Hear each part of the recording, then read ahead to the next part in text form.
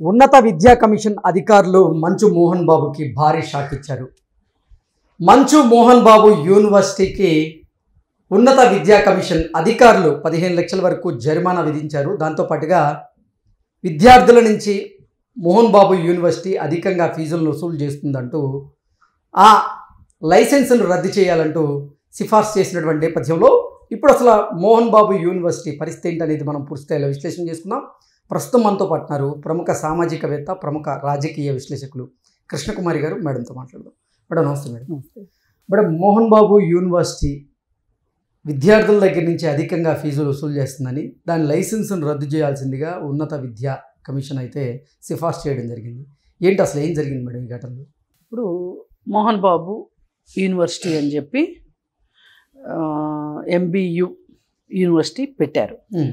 పెట్టి దానిలో అన్ని రకాల PG కోర్సులు పెట్టారు. అంటే ఇంజనీరింగ్ కాలేజీ కూడా ఉంది. KG to PG అనుకోండి, వాళ్ళ విద్యా సంస్థలు ఎప్పటి నుంచో ఉన్నాయి. అయితే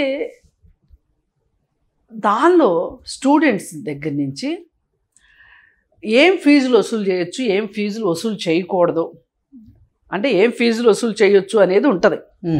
అవి కాకుండా అదనంగా ఏది వసూలు చేసినా అది కావాలని వసూలు చేసినట్టే, ముక్కులు పిండినట్టే లెక్క. అయితే ఆ ఫీజులు వసూలు చేస్తున్నారు.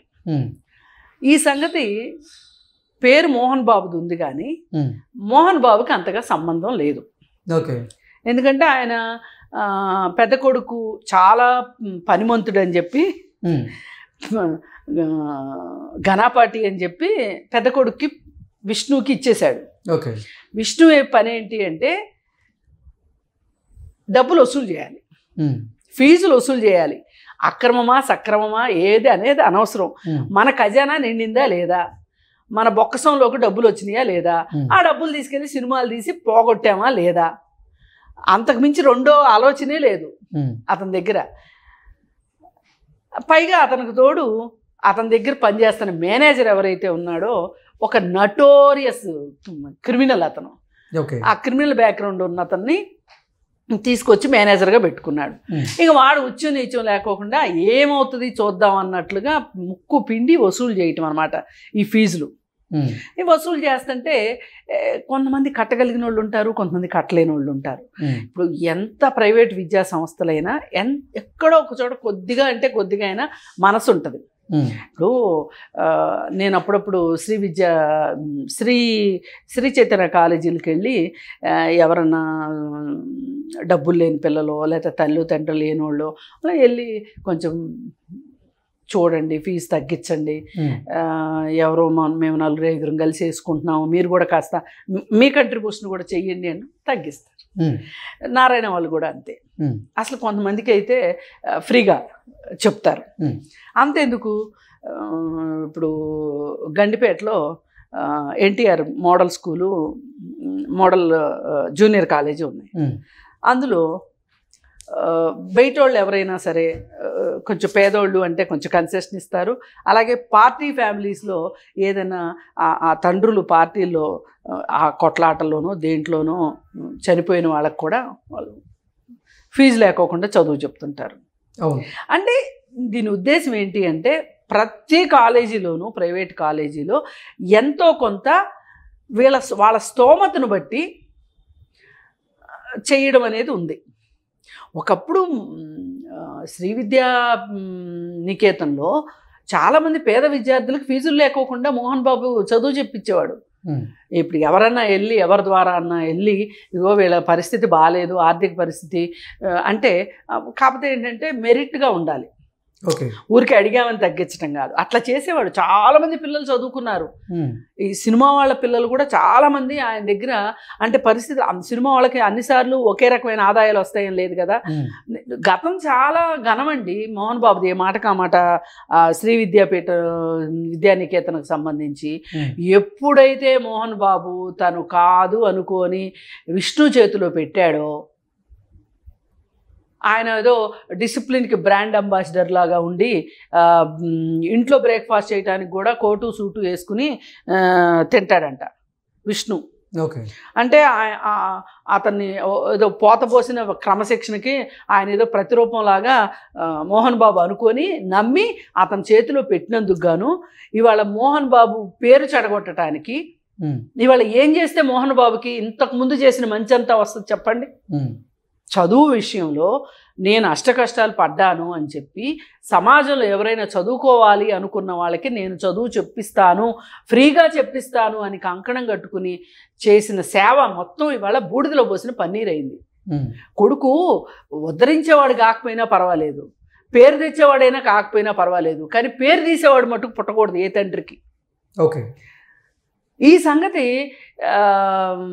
కొంతమంది మనోజ్కి కంప్లైంట్ చేశారు. ఓకే. ఇలా ఫీజులు ఎక్కువ వసూలు చేస్తున్నారు, మాకు తలకు మించి భారం అవుతుంది, ఇబ్బంది అవుతుందని మనోజ్కి ఫోనులు చేస్తే మనోజ్ వాళ్ళతోటి డైరెక్ట్గా మాట్లాడి మీకెందుకు నేను ఉన్నాను అని చెప్పి వీళ్ళతో మాట్లాడదామని చూస్తే విష్ణు మాట్లాడు, మేనేజర్ని మాట్లాడమంటాడు. ఇవన్నీ వార్తల్లో వచ్చినాయి. మేనేజర్ అంటాడు అసలు నువ్వెవడవి. అదేమంటే మోహన్ బాబు దగ్గరికి వెళ్ళేసరికి స్టోరీ ఇంకొక రకంగా మార్చేసి మోహన్ బాబుకి చెప్పటం. ఓకే. ఇలా రకరకాలుగా అయిపోయి చివరికి పోరాటం చేసి చేసి చేసి అసలు డే స్కాలర్స్ కూడా అక్కడ భోజనం కొనుక్కోవాలి క్యాంటీన్లో, బయట నుంచి క్యారేజీలు అనుమతించబడవు. ఇప్పుడు పెద్ద పెద్ద హోటల్స్లో out side food not allowed అంటారు. అవును. వాళ్ళ బిజినెస్ కోసం అన్నారనుకో, మీకేం మాయరాగం వచ్చింది అసలు? మీరు కాలేజీలో చదువు చెప్తున్నారా, మెస్సులు నడుపుతున్నారా? మీదేం పూటకోళ్ళ ఇల్లు కాదు కదా. బాక్స్ తెచ్చుకునే పిల్లలు బాక్స్ తెచ్చుకుంటారు కదా. అసలు పేదోళ్ళు ఎట్లా కట్టగలుగుతారండి మెస్ బిల్లులు? ఇప్పుడు చాలా కార్పొరేట్ స్కూల్స్ ఉన్నాయి హైదరాబాద్లో, ఆప్షన్ మనకిస్తారు వాళ్ళు. ఏమైనా సరే ఫుడ్ మీరు ఇక్కడే తినాలి అనేది ఉండదు. ఇప్పుడు చాలామంది తల్లిదండ్రులు ఏం చేస్తారంటే ఎందుకు ఆ టైం కల్లా క్యారేజీలు ఎక్కడ కడతాము, అక్కడైతే వేడివేడిగా తింటారు కదా పిల్లలు, కొంచెం రకరకాలు పెడతారు కదా అని చెప్పి డబ్బులు కట్టేవాళ్ళు ఉన్నారు. కొంతమంది పిల్లలకి ఫుడ్ ఎలర్జీ ఉందని, లేకపోతే అంత డబ్బులు కట్టలేమని, రకరకాల కారణాలతోటి హైజీన్ ఉంటుందో లేదో అని చెప్పి క్యారేజీలు ఇచ్చి పంపించేవాళ్ళు ఉంటారు. అండ్ మనకే ఆప్షన్ ఇస్తారు. ఎప్పుడైనా ఆప్షన్ మనకి ఇవ్వాలి. అలా ఇవ్వకుండా పేదలు ఆ చుట్టుపక్కలంతా వ్యవసాయం చేసుకునే వాళ్ళు వస్తారు. వాళ్ళు బస్కి డబ్బులు కట్టి, కాలేజీకి డబ్బులు కట్టి, మళ్ళీ మెస్సుకు కూడా డబ్బులు కట్టాలంటే కష్టం కదా. అయినా కుదరదు, మీరు ఇక్కడ ఈ మెస్లో తినాల్సిందే, మీరు అవుట్ సైడ్ ఫుడ్ తీసుకురావడానికి నాట్ అలౌడ్. ఆ చెట్ల కింద కూర్చుని తినడానికి కూడా కుదరదు. ఏమంటే మనం అందరం కాలేజీలకి బాక్సులు పట్టుకెళ్ళి చెట్ల కింద కూర్చుని తినలా? ఎందుకు తినలే? మరి మోహన్ బాబు గారు అట్లా తినలే? అంతెందుకు, మోహన్ బాబు కొడుకులు కూతుర్లు అలాగే తినుంటారు కదా, బాక్సులు తీసుకెళ్ళే ఉంటారు కదా. అయితే మనోడు మొత్తం మర్చిపోయి మేము అసలు మొదటి నుంచి నవాబు గారి ఫ్యామిలీ అన్నట్లుగా ఫీల్ అయిపోయి సామాన్య ప్రజల కష్టాలని, వాళ్ళ బాధల్ని, ఈతి బాధల్ని పట్టించుకోకుండా ఇష్టారీతిని చేసేసి ఏం చేశాడు అంటే, నేను పట్టుకున్న కుందేటికి 3 కాళ్ళు, నేను ఒక రూల్ పెట్టానంటే రూలు, పైగా బౌన్సర్లు పెట్టుకోవటం నేర్చుకున్నాడు. ఇదివరకు ఎప్పుడు బౌన్సర్లు ఉండేవాళ్ళు? అసలు కాలేజీలో బౌన్సర్తో ఏం పని అండి? కాలేజీలో బౌన్సర్లు అవసరమా? అవసరం లేదు. ఎందుకు పెట్టుకున్నావు నువ్వు? ఇవన్నీ ఈ డబ్బులన్నీ ఎక్కడి నుంచి వస్తున్నాయి? ఈ పేద ప్రజలు వ్యవసాయదారుల డబ్బులు ముక్కు పిండి వసూలు చేసిన ఫీజులతోటి నువ్వు తైతెక్కలాడతావు సినిమాల పేరుతోటి. ఫీజు పేరుతో విద్యార్థుల దగ్గర నుంచి 22 కోట్ల 17 లక్షల రూపాయలు, 26 కోట్లు 26 కోట్లు 26 కోట్లు వసూలు చేశారు. వసూలు చేస్తే దీని మీద చాలామంది కంప్లైంట్లు చేశారు. ఈ కంప్లైంట్లు అన్నిటి మీద ఎప్పుడో మనోజ్ ఇదంతా గమనించి తనకు వచ్చిన కంప్లైంట్లు ఆధారంగా చేసుకుని మాట్లాడితే, వీడు ఇట్లాగే ఉంటే చాలా కొంపలు మునిగేటట్టు అని వాడిని మనోజ్ని ఇంట్లోంచి బయటికి గెంటిన దాకా, మోహన్ బాబు దృష్టిలో విలన్ చేసిన దాకా నిద్రపోల విష్ణు అండ్ గ్యాంగ్ చేశారు.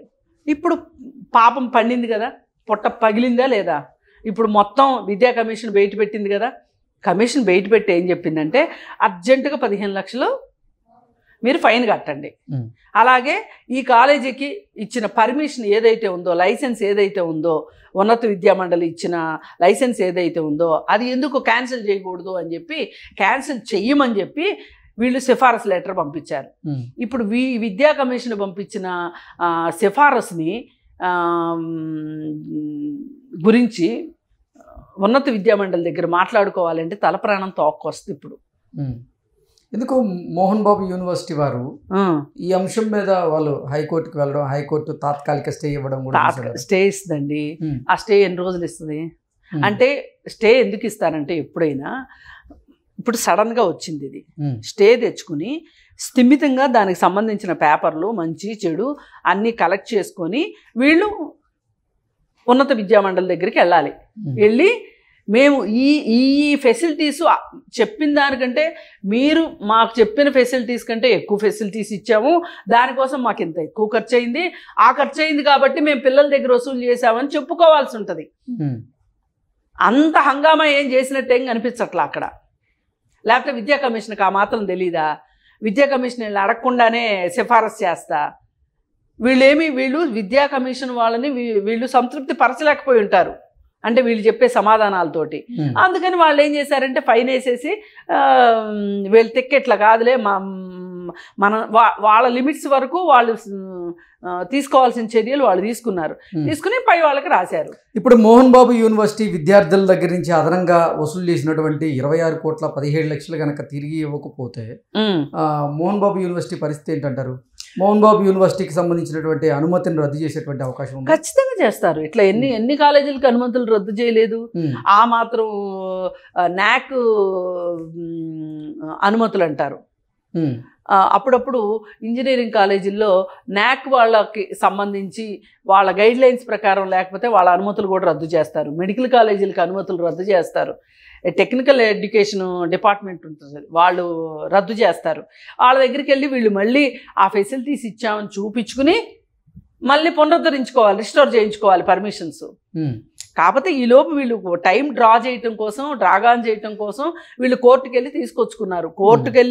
కోర్టు స్టే ఇచ్చినంత మాత్రాన వీళ్ళేం తప్పు చేయలేదని కాదు అర్థం. ఎవరు ఇవ్వాలి క్లీన్ చిట్టు? ఉన్నత విద్యామండలి ఇవ్వాలి క్లీన్ చిట్టు. ఇచ్చే వరకు ఇది ఇట్లాగే ఉంటుంది. కోర్టు అనేది ఏంటంటే తాత్కాలిక ఉపశమనం మాత్రమే ఇది, అంతేగాని సమస్య పరిష్కారం అయిపోయిందని కాదు. అందుకే కాస్త ఎంత విద్యా సంస్థలు నడిపినా, ఎంత వ్యాపారమయం అయిపోయినా ఎక్కడో ఒక చోట కొంచెం మానవత్వము, కొంచెం మనసు ఉండాలి. పైగా మోహన్ బాబు గారికి తెలుసు ఆ కష్టాలు, పేదవాళ్ళు పడే కష్టాలేంటో, వ్యవసాయదారు కుటుంబం నుంచి వచ్చిన వాళ్ళకి ఎంత కష్టాలు ఉంటాయో, వాళ్ళు చదువుకోవడం ఎంత కష్టమో, ఉద్యోగం తెచ్చుకోవడం ఎంత కష్టమో. ఆయన కూడా ఆర్థికంగా ఎన్నో ఎదుర్కొని ఆయన వీటన్నింటినీ అధిగమించి పైకి వచ్చేది. సినిమా ఇండస్ట్రీలో కూడా ఆయన ఏం తక్కువ, నేను కార్ షెడ్లో పడుకున్నానని ఎన్నో చెప్తా ఉంటారు కదా ఆయన. అవన్నీ ఏంటి, తను ఎంచుకున్న రంగంలో నిలబడటానికి చేసిన పోరాటం అది. మరి ఇప్పుడు ఈ తల్లిదండ్రులు కూడా వాళ్ళు చేసే పోరాటం ఏంటి, మా పిల్లలు మాలాగా కష్టపడకూడదు అనే కదా పిల్లలను చదివిస్తారు. అట్లాంటి వాళ్ళకి చేయూతనివ్వాలి కదా. అలా ఇచ్చిన వాడే మోహన్ బాబు, ఏ మాట కామాట. ఆయన పెత్తనం ఉన్నంత వరకు అది జరిగింది. ఎప్పుడైతే విష్ణు లాంటి స్వార్థపరుడి చేతికి కాలేజీ పెత్తనం వచ్చిందో, పగ్గాలు వచ్చినాయో, వీళ్ళు ఇష్టారాజ్యంగా చేసేశారు. అందుకని చెప్పి ఆ ఇష్టారాజ్యంగా చేసినప్పుడు కళ్యాలు కూడా పడతాయి కదా, ఆ కళ్ళెం పడింది. ఇప్పుడు మరి ఇప్పుడు మనోజ్ మాట్లాడిందే కరెక్ట్ అయింది కాబట్టి అసలు మోహన్ బాబు గారు ఏం ఆలోచిస్తున్నారు, ఆయన ఏమి చర్యలు మనోజ్ మీద తీసుకుంటాడో వేచి చూడాలి. నాకు ఈ సందర్భంగా ఇంకోటి గుర్తొస్తుంది. పోయినసారి ఎన్టీఆర్ హెల్త్ యూనివర్సిటీ పేరు మార్చాడు కదా జగన్మోహన్ రెడ్డి. మారిస్తే మార్చినప్పుడు కంటే కూడా మార్చినందువల్ల ఆయనకు వచ్చిన కితాబులు ఏమీ రాలేదు. కానీ ఎవరికి, జగన్మోహన్ రెడ్డికి కానీ వైఎస్ఆర్కి కానీ, ఎలక్షన్లో జగన్మోహన్ రెడ్డి ఓడిపోయినప్పుడు ఈ కార్యకర్తలు కొంతమంది వెళ్ళి ఆ యూనివర్సిటీ దగ్గర వైఎస్ఆర్ లెటర్స్ తీసి అటు నేలకేసి తొక్కితే అప్పుడు అనిపించింది, కీర్తి తెచ్చే కొడుకు ఉన్నా లేకపోయినా పర్వాలేదు, అపఖ్యాతి మూటగట్టే కొడుకు మట్టుకు ఉండకూడదు, తండ్రి ప్రతిష్టను దిగదార్చే కొడుకు మట్టుకు ఉండకూడదు అని చెప్పి మనం మాట్లాడుకున్నాం. నాకు ఇది చూస్తే అది గుర్తొచ్చింది ఇప్పుడు ఓకే ఇది వింటంటే. ఏది ఏమైనా విద్యార్థులకు న్యాయం జరగాలని నేను కోరుకుంటాను. Okay madam, thank you.